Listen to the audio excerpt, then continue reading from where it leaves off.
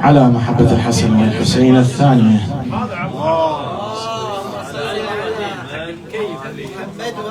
لتعجيل في فرج المولى صاحب العصر والزمان، قضاء الحوائج، شفاء المرضى، على محبة الإمام الحسن الثالثة بأعلى أصواتكم.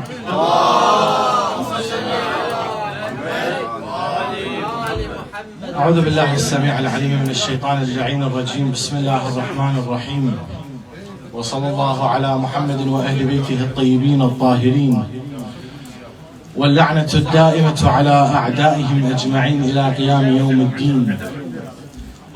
أجمل التبريكات وأحلى التهاني أقدمها لسيدي ومولاي سلطان الوجود ولي الله الأعظم الإمام الحجة بن الحسن صلوات الله وسلامه عليه. السلام عليك سيدي، السلام عليك سيدي يا صاحب الأمر. أسعد الله أيامكم سيدي بولادة عمك الإمام المجتبى السبط الأكبر. وكذا أقدم هذه التهاني والتبريكات إلى أهل الولاية والإيمان إليكم أيها السادة الحضور، إخواني الأفاضل، أسعد الله أيامكم إن شاء الله.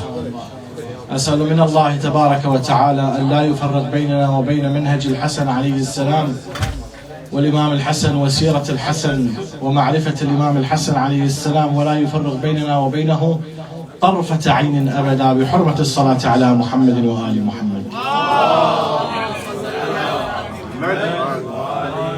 هم النور، نور الله جل جلاله، هم التين والزيتون والشفع والوتر. الإمام الحسن صلوات الله وسلامه عليه، الواحد لما يتكلم عن سيرته المعطاء، هذه السيرة اللي دامت 47 سنة عمره الشريف مع رسول الله صلى الله عليه وآله، عاش الإمام الحسن لعله أقول في أقصى الفروض 7 سنوات. 7 سنوات عاش الإمام الحسن مع جده رسول الله صلى الله عليه وآله. والعجيب في هذه ال7 سنوات صدرت من رسول الله صلى الله عليه وآله ما أقول العشرات، أقول المئات من الروايات في حق الإمام الحسن والحسين في هذه ال7 سنوات. هذا ما يعطينا انطباع إلى شيء جدا مهم يلفت الواحد إليه. 7 سنوات والنبي الأكرم صلى الله عليه وآله يعطي من الألقاب، يعطي من الأوسمة، ويعطي من تلك الامتيازات لولده الإمام الحسن سلام الله عليه. العجيب أن تعامل رسول الله صلى الله عليه وآله مع الإمام الحسن والحسين تعامل استثنائي. ولما يتكلم عن الإمام الحسن والحسين وهما بعد صغار السن يتكلم عنهم بكلمات كبيرة. يقول عنهم النبي الأكرم صلى الله عليه وآله: إمامان إن قام أو قعد، شوية الصدر بس، إن قام أو قعد. مثلا الإمام الحسن والحسين سيدا أهل الجنة، سلطاء الرحمة، وغيرها من الألقاب. مرة من المرات رسول الله صلى الله عليه وآله كان جالس مع أصحابه، وإذا بالإمام الحسن روحي له الفداء بعده. قلنا أقصى الفروض إذا نبي نقول على الإمام الحسن أقصى الفروض كان عمره 7 سنوات، وإذا بالإمام الحسن عليه السلام يأتي والنبي جالس بين أصحابه، لكن كل عين النبي روحي له الفداء على الإمام الحسن. شلون يمشي، خطواته، يراقب الإمام الحسن وهو يأتي إليه، حتى أن بعض أصحاب النبي ومن كان حوله تضايق من هذا الفعل من النبي، أنه إحنا جالسين وناس كبار وأنت تحدثنا وهذا الصغير يمشي وأنت تلتفت إليه. فقال رسول الله صلى الله عليه وآله: إن جبرائيل يهديه وميكائيل يسدده، وهذا الطاهر من نفسي، وهو ضلع من أضلاعي وقرة عيني، وهذا الصبط.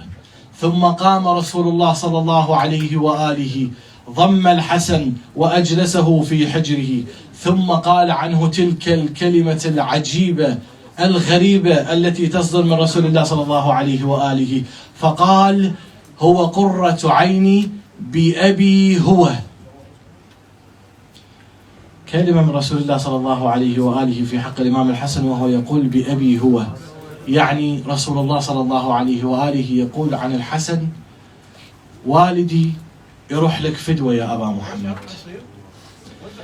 لما ولد الإمام الحسن روحي له الفداء، السماء كلها تفاعلت مع هذا الموضوع، مع ولادة الحسن. رسول الله صلى الله عليه وآله أسرع إلى بيت فاطمة سلام الله عليها وهو ينادي بأسماء: يا أسماء هلمي إلي أو هاتي إلي ابني. نشوف طوال عمر الإمام الحسن والحسين مع رسول الله صلى الله عليه وآله اللي استغرق خلينا نقول 7 سنوات. العلاقة ما بينهما ما كانوا يتعاملون علاقة الأحفاد مع جدهم، كانوا تعامل استثنائي. لطالما كان النبي الأكرم صلى الله عليه وآله يعبر عن الحسن والحسين ابناي، الحسن بني، الحسن الإمام رسول الله صلى الله عليه وآله يقول له بني. الحسن كذلك لما يتكلم عن رسول الله يقول له أبه يا رسول الله.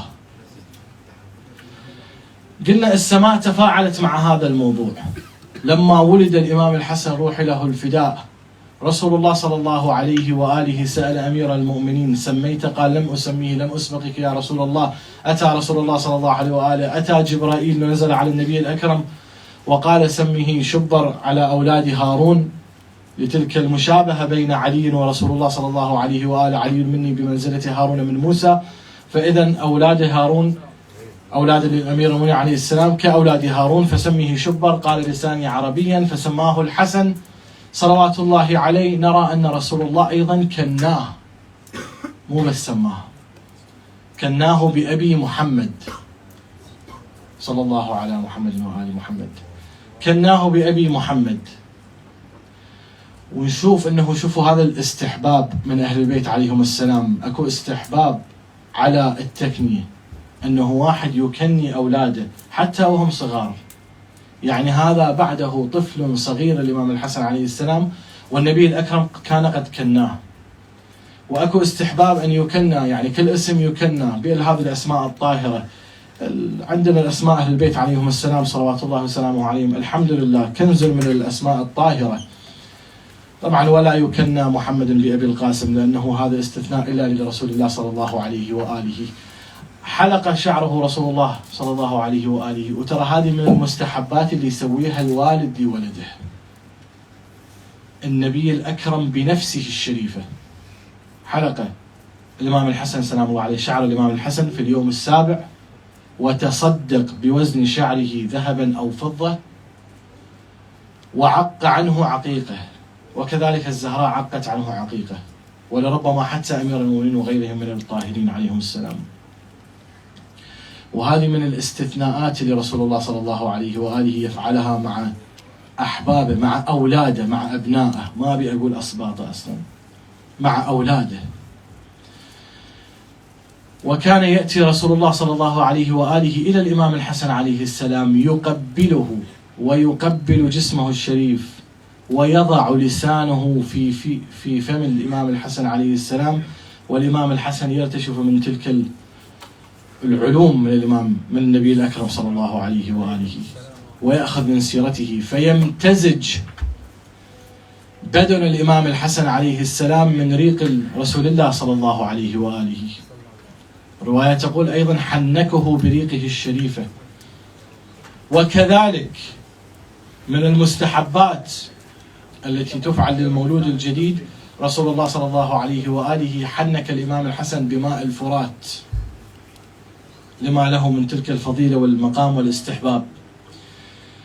طبعا احنا عندنا أيضا من الروايات الشريفة التي تقول أكو استحباب في التحنيك بتربة الإمام الحسين عليه السلام. ونحن نعلم أن أهل البيت عليهم السلام يعني ما يتركون المستحبات، كل مستحب يفعلونه. فما أدري أنا ما عندي تحقيق في هذا الموضوع، لكن أقول هذا من الاستحباب أن يحنك المولود بتربة الحسين عليه السلام. فهل فعل بالإمام الحسن هكذا؟ ما ندري صراحة. ربما هذا الشيء، ربما هذا بس أنا سؤال أثيره، حتى إذا أحد من أهل التحقيق موجود أو يسأل أهل التحقيق أو يبحث لعله يوصل إلى هذه الإجابة. هل الإمام الحسن عليه السلام بما أنه من الاستحباب أن يحنك المولود بتربة الحسين روح له الفداء، فهل حنك الإمام الحسن عليه السلام بتربة الحسين؟ هذا سؤال يثار. وهكذا الإمام الحسن عليه السلام طوال حياته الشريفة وهو هذا الإمام المعطاء اللي الأمة كلها تلتفت إليه. أحاديث النبي الأكرم صلى الله عليه وآله في حقه أكثر من 100 حديث في حق الإمام الحسن بأنه إمام إن قام أو قعد. شنو فائدة هذه الأحاديث؟ إحدى فوائد هذه الأحاديث تعريف الناس بمنزلة الإمامة. الإمام الرضا عليه السلام يقول: الإمامة أس الإسلام السامي وفرعه النامي.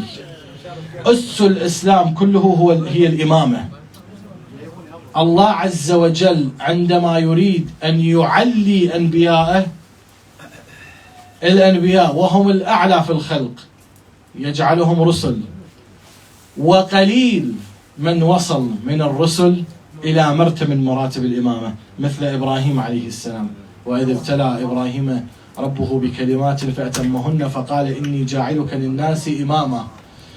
الإمامة مرتبة عالية، فلذلك الإمام الحسن صلوات الله وسلامه عليه بتأكيد من الله والنبي الأكرم إمام إن قام أو قعد، رغما على من عاداه ورغما على التاريخ اللي شوه سيرة الحسن عليه السلام وجعل من الإمام الحسن عليه السلام بأنه كان والعياذ بالله جبانا، أو كان والعياذ بالله يخالف سيرة أبيه أو يخالف سيرة أخيه، والحال أنه كان المعتمد عند النبي الأكرم صلى الله عليه وآله والمعتمد عند أبيه أمير المؤمنين سلام الله عليه. لطالما كان أمير المؤمنين في الحروب وخاصة في صفين يعتمد على الإمام الحسن، يقول له: بني حسن أنت روح أنت قاتل. وكان يرسله كمبعوث في القضايا المهمة، يعتمد على الإمام الحسن. وفي حرب الجمل كان الفيصل هو الإمام الحسن عليه السلام. في ذلك الموقف الجليل من الإمام الحسن عليه السلام الذي حسم المعركة لجانب أمير المؤمنين صلوات الله وسلامه عليه. هذا هو الإمام الحسن. رواية في حقه وفي فضله وفي معاجزه وفي كرامته. تو قد عرجنا على موضوع الإمامة. الإمام الحسن صلوات الله وسلامه عليه يقول هذا الكلام، يقول: إن لله مدينتين إحداهما في المشرق والأخرى في المغرب، إحداهما يقال لها جابرسا والأخرى جابلقة، فيهما خلق كثير يتكلمون أكثر من 70,000 لغة، يعني 70 مليون، وفيهم خلق كثير لا يعصون الله عز وجل، يعبدون الله ويسبحونه ولا يعلمون حجة لله على الأرض غيري وغير أخي الحسين عليه السلام. الله صل على محمد. في هذا اليوم أدعو نفسي وأدعو أهل الإيمان وأهل الولاية وأدعوكم وأدعو كل من ينتمي إلى الإسلام أيضا أن يقرأ في سيرة الإمام الحسن عليه السلام، أن يطلع على سيرته، أن يرى ما هو الصحيح في سيرته وما هو الخطأ، لأن التاريخ زور على الإمام الحسن، التاريخ قال عنه كذا وكذا، التاريخ شوه سمعة الإمام الحسن عليه السلام. أدعو نفسي وأدعو غيري أنه يبحث عن سيرة مولاي الإمام الحسن صلوات الله وسلامه عليه، ويقرأ في معاجزه وكراماته، ويقرأ في علومه. الإمام الحسن كان له مجالس في تفسير القرآن في المدينة. الإمام الحسن عليه السلام لما أمير المؤمنين كان يقف ويخطب بالناس ويأتي إليه رجل من أهل الشام ويقول له: يا أمير المؤمنين أنا واحد من رعيتك. الإمام يقول له: كذبت، لا أنت من رعيتي، أنت إنما أرسلك ابن الأصفر، يعني يقصد ملك الروم، أرسل بمسائل إلى معاوية ومعاوية لم يجد لها جوابا فأرسلك إلي لتجد الجواب. وسأل أمير المؤمنين عليه السلام وهذا السائل أراد أن يسأل أمير المؤمنين عليه السلام، فقال أمير المؤمنين: سل أحد ابني هؤلاء. فقال: سأسأل ذو الوفرة. الوفرة يعني كثير اللحية، كثير الشعر الوجه، وهو الإمام الحسن سلام الله عليه. فسأله بعض المسائل، واحدة منهم: كم بين الحق والباطل؟ فأجابه الإمام الحسن عليه السلام: بين الحق والباطل 4 أصابع، فما تسمعه بإذنك فهو الباطل، وما تراه بعينك فهو الحق. هذه 4 أصابع بين الإذن والعين. اللهم صل على. وصار يسأله أسئلة أخرى، منها مثلا: ما هو قوس قزح، وما هو كذا. فالإمام الحسن عليه السلام يعلمه ويوضح له أنه إنما قزح اسم شيطان، والقوس يسمى بقوس الرحمن أو قوس الله عز وجل، وهو أمان لأهل الأرض من الغرق 3 أيام، وهو علامة على الخصب، وهو كذا وكذا. فصار يجيب الإمام الحسن عليه السلام ذلك السائل. إذن شاهد هذا أنه كان معتمد أمير المؤمنين عليه السلام في حل المسائل وفي حل المشكلات. هذه واحدة من سيرة الإمام الحسن عليه السلام، ولا أريد الإطالة. أسأل الله تبارك وتعالى أن لا يفرق بيننا وبين الإمام الحسن عليه السلام طرفة عين أبدا.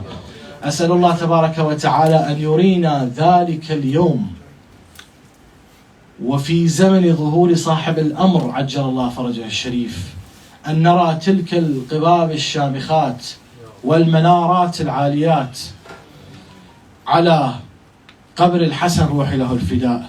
أسأل الله تبارك وتعالى أن يرزقنا في الدنيا قريبا عاجلا زيارته، وفي الدنيا والآخرة شفاعته.